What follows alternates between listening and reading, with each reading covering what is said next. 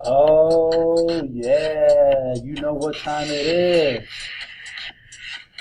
Mr. Angle coming at you. You ready to do this? It's Fact Family time. Who's up? Let's get up. Let's get crazy. Start dancing. Yeah, I'm dancing. You can't see my video, but I'm dancing. Pop, lock, pop, pop, lock. Pop, pop, pop, pop, pop, pop, lock. Alright, I'm finished dancing. I'm focused. And we're ready to go. So when we're talking about fact families, we're talking about a few different things. So we're adding two numbers together, and any number being added together is an addend. So the 6 plus 5 equals 11. The 6 and the 5 are the addends. And if we do an inverse operation, we know the inverse of addition is subtraction. So it's the opposite operation that undoes or undoes the other. Okay? And so all these numbers are part of a collective addition and subtraction fact family. Alright? Let's start with a simple fact family. It's an addition sentence. 2 plus 5 equals 7. We all know that. And changing the addend around doesn't change the answer. So 5 plus 2 equals 7. 2 plus 5 equals 7, 5 plus 2 equals 7. We haven't changed the numbers, we just kind of switched the order. And so, if we do 7 minus 2, we get 5, and 7 minus 5 is equal to 2. So our subtraction will eventually get the fact family. Alright, let's look at that a little bit more clearly. So 7 minus 2 equals 5, and 7 minus 5 equals 2. It's the same three numbers, 2, 5, and 7, written four different ways. So we can write it in an addition way like this. It's different from an addition way. And we can use the inverse operation, which is subtraction. 7 minus 2 equals 5, and 7 minus 5 equals 2. So I always tell my class, if you know that 2 plus 5 equals 7, well then you automatically know 7 minus 2 equals 5, and 7 minus 5 equals 2. Let's look at another number. Okay, what about 3 plus 4 equals 7? Well, 4 plus 3 also equals 7. They're in the same family.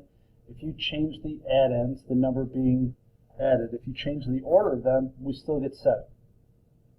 Okay?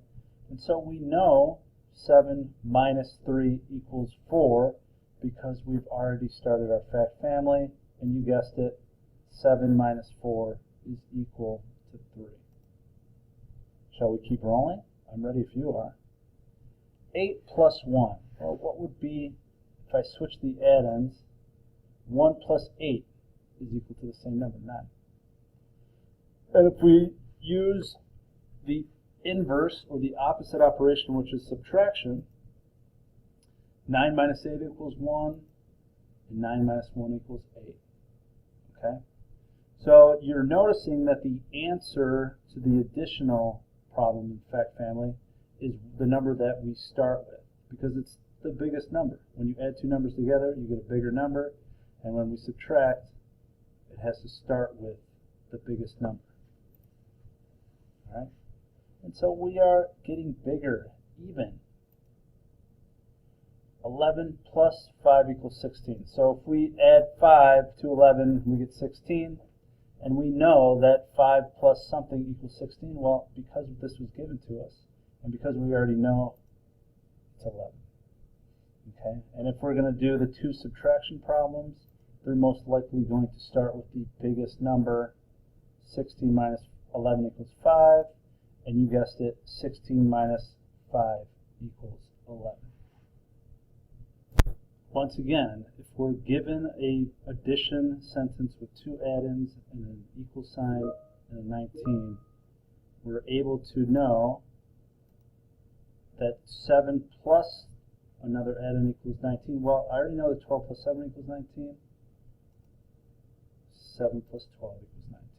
And if we're getting to subtraction here, something minus 12 equals 7. You guessed it, 19. and 19 minus something equals 12. They're all in the same fact family.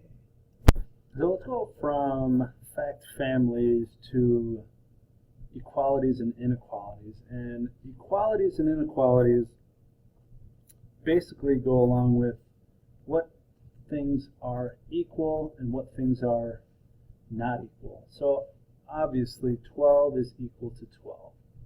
And we use that using an equal sign. And we can also say 12 is equal to 7 plus 5.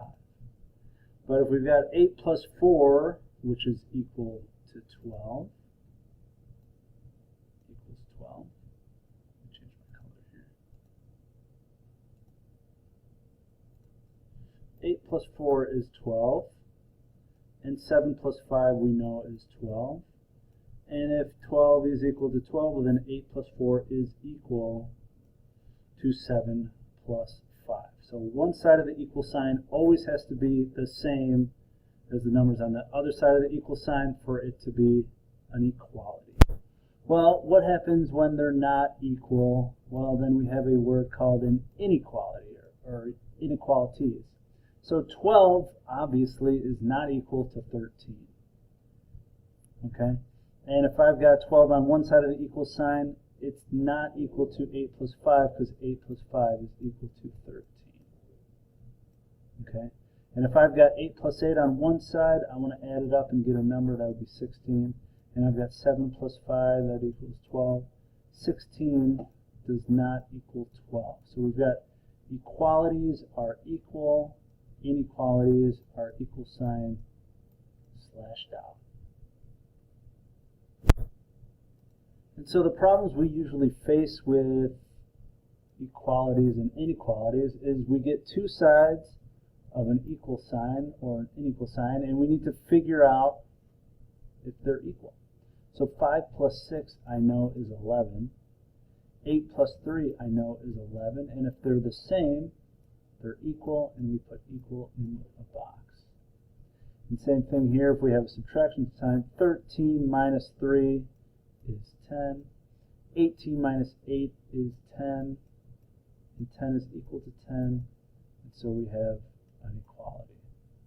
But when we look at things just as they are, I don't know if 5 plus 6 is equal to 8 plus 3. That's why I've got to figure out both sides. That's why I've got to figure out